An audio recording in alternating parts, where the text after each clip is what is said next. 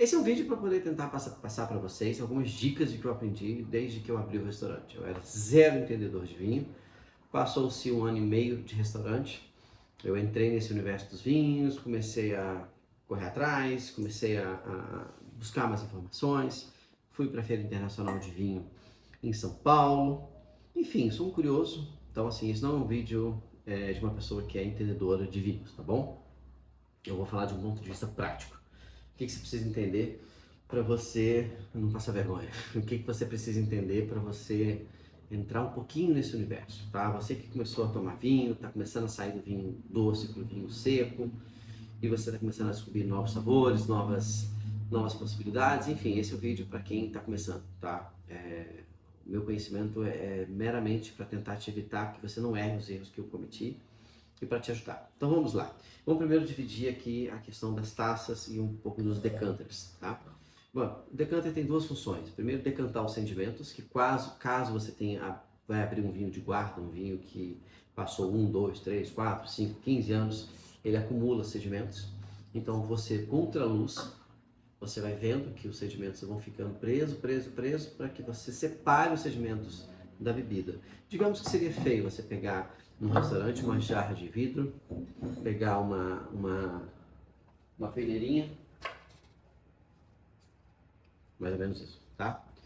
Então é mais bonito, é mais chique, é mais fantástico, mas essa é a primeira função do decanter. A segunda seja a oxigenação. Quando você pega um vinho reserva, que ele foi armazenado, que ele foi guardado, que ele foi separado, esperou, teve tempo de espera dentro de um barril, e esse barril traz sabores, então quanto mais tempo ele fica no barril, mais ele incorpora sabores. Então, quando você joga no oxigenador, que seria a segunda função do decanter, que é praticamente a grande 99% dos vinhos que você vai abrir na sua vida, a função de decantar, de decanter, não vai exercer. Então vai exercer apenas a função de oxigenar. E a função de oxigenar, você tem uma jarra, você pode passar o vinho por uma jarra e depois devolver ele para a garrafa. Existe algumas recipientes próprios para vinho, onde você coloca um dentro do outro, então você passa de um para o outro, depois você devolve. Enfim, já vi vários mecanismos, tá? Mas basicamente é a oxigenação. O que resolveria, por exemplo, se você abre o vinho e deixa ele respirando por X número de horas. Vai depender do tipo de vinho, vai depender da história. Mas grande parte dos vinhos acessíveis hoje nos restaurantes, só para quem realmente está muito avançado, é uma outra história. Pra gente que é básico, tá nessa história, que não tá afim de gastar mais do que, sei lá, R$ 200 numa garrafa, realmente toda essa história é muito avançada, então deixa ela de lado. Então, a gente vai falar da função oxigenar.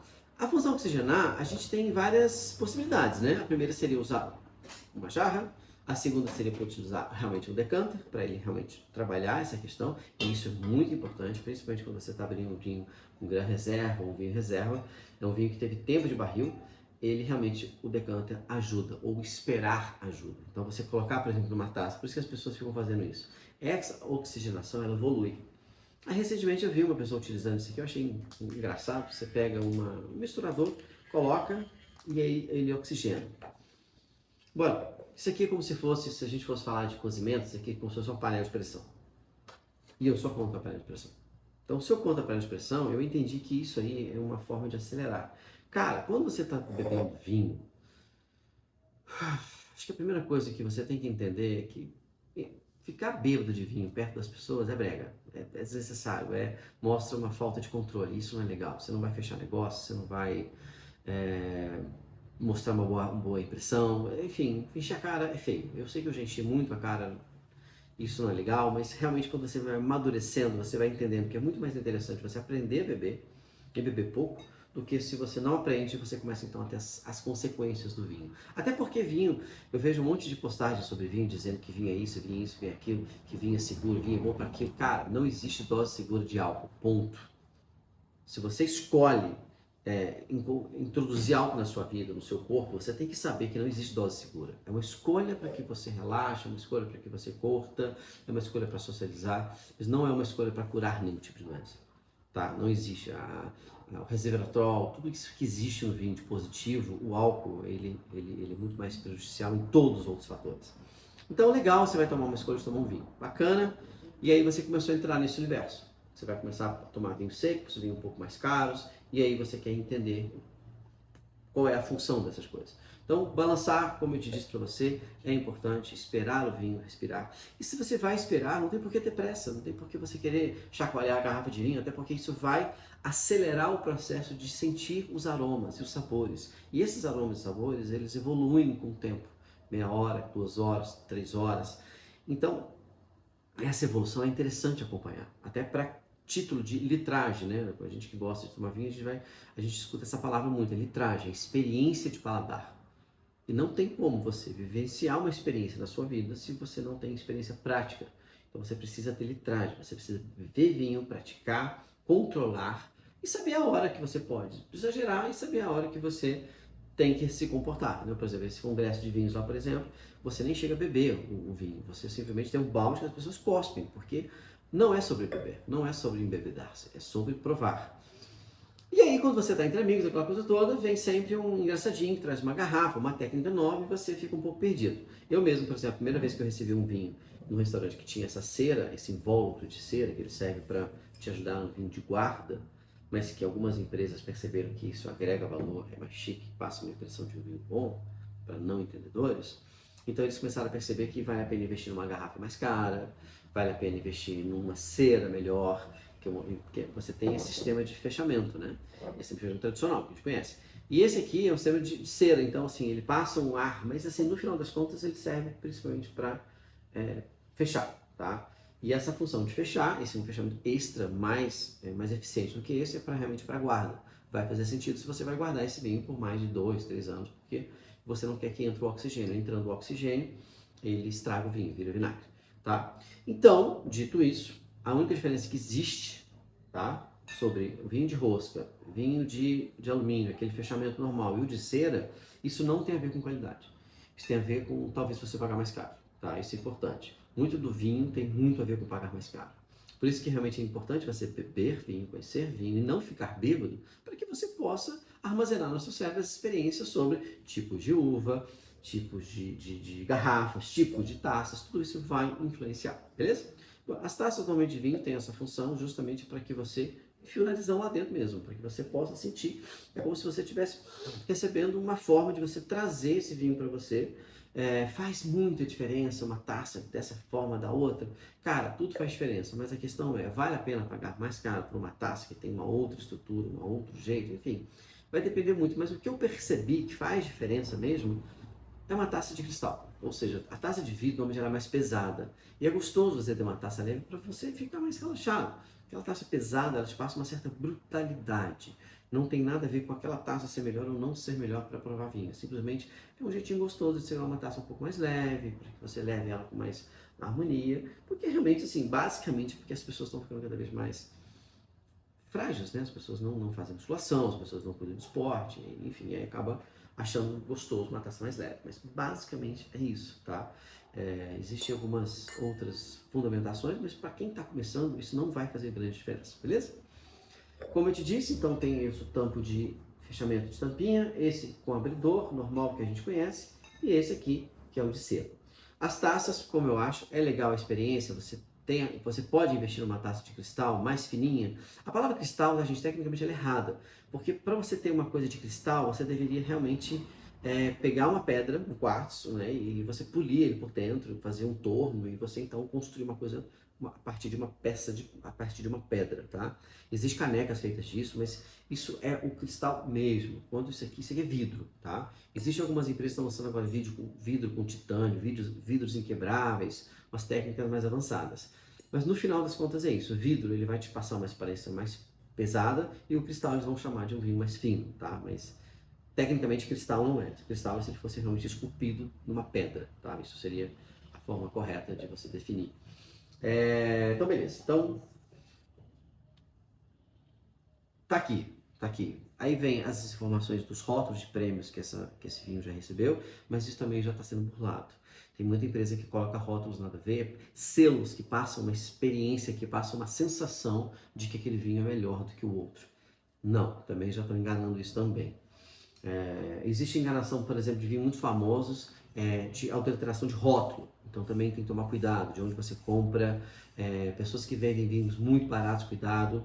Tem muita gente que atravessa a fronteira com vinhos originais, mas tem muita gente que que adultera vinho. Então tem que tomar cuidado de quem você compra esse vinho, onde você compra esse vinho.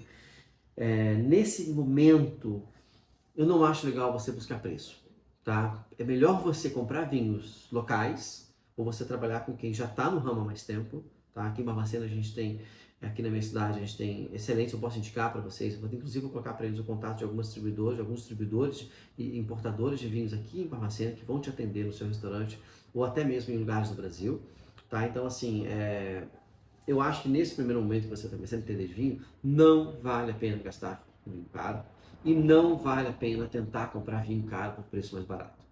Tenta pegar naquilo que está disponível no seu mercado. Tenta começar a tirar foto. Existem dois aplicativos que eu acho interessantes. Eu utilizava muito o Vivino. Tá? O Vivino você tirava rota, ele te dava uma noção de preço, ele te dava uma informação. Hoje eu utilizo muito o ChatGPT. Eu pego o ChatGPT, eu tenho o ChatGPT pago, mas se você não quiser, não precisa, mas ajuda, porque o ChatGPT pago você cria projetos, você cria agentes.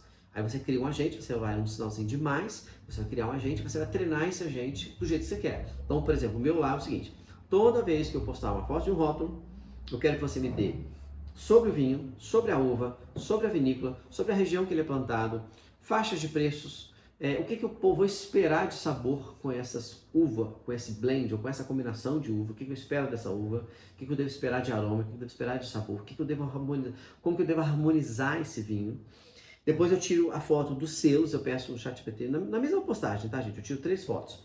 Aí eu peço também as informações sobre a veracidade se há referência disso em alguma revista, em algum site, sobre a premiação desses vinhos. Se foi a vinícola que recebeu, foi especificamente esse vinho dessa uva, que às vezes eles também, só porque um vinho de uma uva recebeu um prêmio, eles vão lá e colocam em todas as garrafas. E aqui atrás eu tiro uma foto do rótulo, espero a câmera ficar bem definida, tiro a foto e peço ele o Instagram da distribuidora, da importadora e da produtora, ou seja, de onde ele foi feito. Aí ele me dá o Instagram, eu vou lá e pesquiso, vou atrás, aí eu vejo onde estão os rótulos, as informações. Às vezes eu mando um inbox para a adega e pergunto, olha, eu comprei esse vinho aqui na minha cidade, você tem esses selos aqui, você pode me dar mais informações? Quanto foi que você ganhou esse vinho, esses prêmios, esses selos? Referente a qual produção, a qual safra, que isso tudo vai mudar. E às vezes a gente fica achando que só porque está comprando uma garrafa mais pesada, com cera e com um monte de selo, é bom. Né? Então, por exemplo, eu conheci esses vinhos hoje, no supermercado Martins aqui de Barbacena, sobre essa Biela Vista. Eles tinham várias faixas de preço, tinha um vinho de 100, um de 79 que é esse aqui de 69 e tinha um de 39. Eu comprei um de cada para poder avaliar, para poder conhecer, para poder provar, né? Eu gostei dessa coisa da cera, porque uma vez um cara veio aqui no restaurante, trouxe um vinho com cera, eu não sabia como fazia isso, eu cortava, eu não sabia. Eu olhei para aquilo e falei, cara, como é que é? E olha que interessante, ele basicamente, eu coloquei um vinho no freezer, vou tirar esse aqui, porque esse aqui está na temperatura ambiente, e eu joguei ele um pouquinho no freezer, só para ele baixar um pouquinho a temperatura. Eu tenho aqui uma adega, mas eu cheguei agora há pouco do mercado, então ele ainda não estava frio. Então eu joguei rapidinho no freezer, só para ele dar uma geladinha, tá? Hoje deu um dia frio, nem precisava, mas... Enfim, olha que interessante, chegou esse vinho aqui no meu restaurante, ó, e você vai, aqui, ó, ele já vai quebrando, ó, tá vendo? Interessante, ó. Você vai com a própria abridora, ó, você não precisa fazer nada. Eu achava que precisava. Porque tem uns vinhos que você vem com a máquina que assim, ó, a pele esquenta, depois resfria, ele solta, porque a rolha já tá. É um vinho de guarda, a rolha já tá tudo podre. Então, para não ter contaminação da rolha no vinho, então eles fazem isso. Enfim, tem várias técnicas, vídeos que a gente vê, que a gente fica impressionado. Né? Então, eu fiquei perdido, vi aqui, só isso, ó. Então, você entra com um abridorzinho e aí pronto, ó. Ele mesmo já, ó. Afunda mais. Pronto. Se fosse realmente um vinho de guarda, normalmente cheirar a rolha é uma boa forma de você evitar de tomar um vinho ruim, mas estamos falando de vinhos que foram guardados ou que você esqueceu lá na sua... Se você vai esquecer um vinho, sempre esquece ele deitado, né? Nunca esquece ele em pé. Então a rolha vai te mostrar alguns sinais, se ela está deteriorada, se ela está puída, se ela tem alguma contaminação, o cheiro, se ele é agradável, né? Então pronto. Então está aqui o decanter, como é um vinho. Esse vinho, por exemplo, eu não sabia, estava escrito aqui, reserva familiar, Family Reserve. Eu achei que era nunca tinha visto isso. Só que isso aqui não quer dizer nada. Já viu reservado? Pois é, reservado é a mesma coisa. Não quer dizer que foi guardado em barril, não quer dizer que teve tempo de espera, não quer dizer nada. Simplesmente era uma reserva da família. A família tinha achado que esse vinho era bom, reservou, depois resolveu vender. Ou é puro marketing, a gente não sabe. Eu entrei em contato com a produtora e vamos ver o que vai dar. Então, se fosse um vinho de guarda, ele teria risco de ter sedimentos, então você coloca ele com cuidado. Como não tem, você vai utilizar o decanter como simplesmente um oxigenador. Então você passa para o decanter, é bonitinho, aquela coisa toda, mas como eu falei para vocês, não é necessário. Eu falei para vocês, se vocês quisessem, por exemplo, fazer assim, ó, jogar numa jaca, tá? E depois com um funil, você devolver ele para, ou você colocar com cuidado aqui assim, ó, e você colocar, o funil ajuda para não fazer essa lambança que eu estou fazendo aqui, ó. Por isso que a boca do decanter é mais interessante, ó. Aí você tem que pegar um funil de plástico, tá vendo? As coisas todas, por isso que realmente existe a ferramenta certa para você ter uma experiência mais interessante, tá? Mas, digamos que improvisa, eu já tive que abrir vinho no meio do nada, eu já tive que abrir vinho sem abridores, eu já tive que abrir vinhos quando a rolha despatifou, eu já tive que usar jarras para poder fazer isso, enfim, mas para isso existe a ferramenta certa para realmente evitar de você ficar fazendo gambiarra na frente dos outros, que é uma coisa agradável. Então, o interessante do ChatGPT é quando ele vai te dar já a experiência do que você espera desse vinho, o que você vai ter ali, frutas, tabaco, e aí você já entra já com uma coisa já na sua mente, já esperando alguma coisa até para você já aprender a reconhecer esses cheiros, né? Então, cheira, deixa ele trabalhar, deixa ele... É interessante que você faça a primeira prova, até para você ver que ele assim que saiu da garrafa, para você já provar. Porque se você já gostou logo na primeira picada, a chance de você gostar dele dali a 15 minutos, dele a meia hora, a chance é maior. Cheiro de álcool, por isso que realmente esse decanter ele realmente é para deixar evaporar, principalmente que ele tem 14%, então vinhos acima de 13,5%, 13% eu já gosto de botar no decanter de qualquer forma, só para já perder um pouco do álcool. Então o primeiro cheiro que eu sinto é álcool. Forte, aquele cheiro de álcool etílico, aquele cheiro de álcool de posto, álcool de farmácia, sabe? Aquele álcool puro, assim, 90%. Aquele cheiro de álcool, assim, bem forte. E aí você vai trabalhando aromas, você vai trabalhando memórias. Por isso que é importante você não embebedar de vinho. Porque se você embebeda, você perde os sentidos e aí vira simplesmente beber. Mas quando você tem esse tempo de dedicar, de sentir, você começa a trabalhar. Isso gera algumas conexões cerebrais no seu cérebro que são positivas, são interessantes.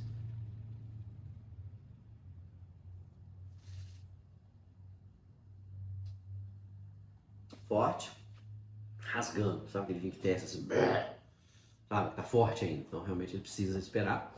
Daí que vem a importância de você aprender a esperar essa passagem, esse tempo, e você ter calma, você vai conversando, vai descontraindo, aquela coisa toda, vai vivenciar a experiência de tomar um bom vinho. Cara, então vamos lá, é bom gastar com taça bom? Não. Se você tem riscos de quebrar crianças, você é descuidadoso, não precisa gastar com taças caras. Se você é uma pessoa cuidadosa, você tem uma taça de chamego, que você vai tomar ela, que você vai usar ela, você mesmo vai lavar, você vai cuidar, ela vai ficar guardada em lugar seguro, aí é contigo. Mas uma taça realmente mais leve, maior, gera uma experiência mais agradável. Lembrando que você nunca deve servir mais do que 2 dedos, tá? É feio você colocar até na metade, é feio, tá? Então, até porque você precisa gerenciar isso, então quando ele está cheio, você não consegue. Decanter, vale a pena? Vale a pena utilizar esse tipo de ferramenta aqui, ó? Como eu disse, não faz sentido. Se você está sentando para curtir um vinho, a pressa realmente não faz sentido. Vai te ajudar um pouco? Vai, mas o problema todo é que ele não vai ter aquele processo de evolução do paladar e do olfato. Então, quando você usa esse tipo de ferramenta, ele é muito rápido, então perde o sentido, beleza? Cara, eu acho que resumindo é isso. Eu realmente incentivo você. Olha, a primeira coisa que eu incentivo você muito a trabalhar os vinhos brasileiros, tirar esse preconceito. Tem muito vinho brasileiro bom. Segundo, trabalha com aquilo que você tem de acesso local na sua cidade. Tá, começa a trabalhar isso. Não vai para vinho famoso barato. Esse eu acho que é um erro principal que as pessoas cometem. Não acha que gastar com coisas que você não entende ou que você não tem conhecimento da veracidade das informações, hoje tem muito marketing, cuidado. A indústria do vinho ela é muito cruel, ela é muito massacrada, ela é muito competitiva. Mais que o consumo de vinho aumentou depois da pandemia, e principalmente na pandemia, as pessoas passaram a gostar de um bom vinho, mas tem muita falcatrua. Tá? Então, cuidado.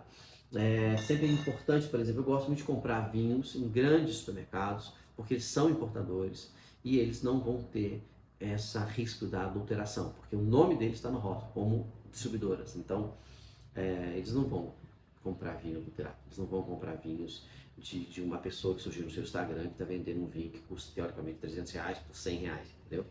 Então é isso. Resumindo, é isso. Acho que tudo isso que eu aprendi nesse 1 ano de restaurante, eu conseguiria resumir para você aqui. Uma das coisas que eu achei muito interessante que eu aprendi foi que o fato de que quando você está tomando um vinho branco, ou vinho rosé, ou um vinho laranja, que está começando a entrar, virando novidade agora, que na verdade o vinho laranja é o tempo de contaminação, porque a cor vinho, essa cor, ela vem da casca. A uva em si ela não tem cor. Então quando você tira a casca rápida, não tem a polpa da fruta, tira a contaminação da casca, ela vai ser um vinho branco. Só que tem um tempo perfeito que eles tiram, que é uma pequena contaminação, que gera um vinho laranjado, que está ficando famoso. Esse vinho em breve vai virar febre aí nos restaurantes. Então esse tempo de contato com a casca que vai definir se esse vinho, qual é a cor desse vinho. Então, uma coisa que eu aprendi, eu achava que vinho branco só tinha que tomar gelado. E não. O vinho branco, o vinho rosé, quando é um vinho de qualidade, ele merece que você tire ele gelado, daquela parte mais fria da geladeira, ou de um balde de gelo, mas deixa ele fora do gelo para ele ser trabalhado. Se é um vinho que ele é muito ácido, que está te desagradável, gelar vai ser uma boa opção. Os vinhos tintos é um universo absolutamente amplo. Eu recomendo fortemente que você vá na ProWine, principalmente se você é do ramo de restaurantes, se você tem um CNPJ relacionado a vinhos. Se você é um cara que gosta muito de vinho e você conhece alguém desse ramo, algum distribuidor, uma loja, pede ele para fazer inscrição para você. É de graça. É absolutamente fantástico. É uma aula, tem workshops, tem milhões de possibilidades. A gente tem lá, por exemplo, degustações de vinhos de diversos países, assim, centenas de países. É uma coisa de louco o negócio. Então, é um centro de convenções de São Paulo, Expo Norte, e assim, é enorme, assim, então assim, é uma experiência de vida que eu acho. Eu acho que se você é desse ramo, se você curte isso, eu acho que vale a pena a experiência. Você vai ter acesso a sabores que você nunca podia imaginar, a uvas, a combinações, e assim, e logo você entra, os primeiros estandes são de vinhos brasileiros. Um dos melhores vinhos que eu tomei na minha vida foi um vinho que eu sou doido para introduzir aqui no restaurante, mas o frete eu não consegui. Algumas empresas têm acesso a azeites, outras têm alguns destilados que também tem na feira. São poucos, mas a maioria é vinho. Cara, eu acho que basicamente é isso, tá? Esses 1 ano e meio de restaurante, que eu era zero conhecedor de vinho, então eu passei a conhecer um pouquinho, é básico, mas vai te ajudar você a ir para um outro patamar, principalmente o ChatGPT, tá? E eu recomendo o ChatGPT pago porque ele torna mais prático esse processo. Mas se você não está a fim de pagar, é só você pedir para ele, toda vez que você postar um rótulo, você pedir para ele tudo de novo. Ou seja, quero um vinho, que eu quero acesso às informações da região que ele foi plantado, o que eu vou esperar desse vinho, dicas de harmonização. Eu acho que é isso, tá? Acho que realmente, acho que essas foram um resumo de quase tudo que eu tenho para passar para vocês. Até o próximo vídeo. Valeu, tchau, tchau.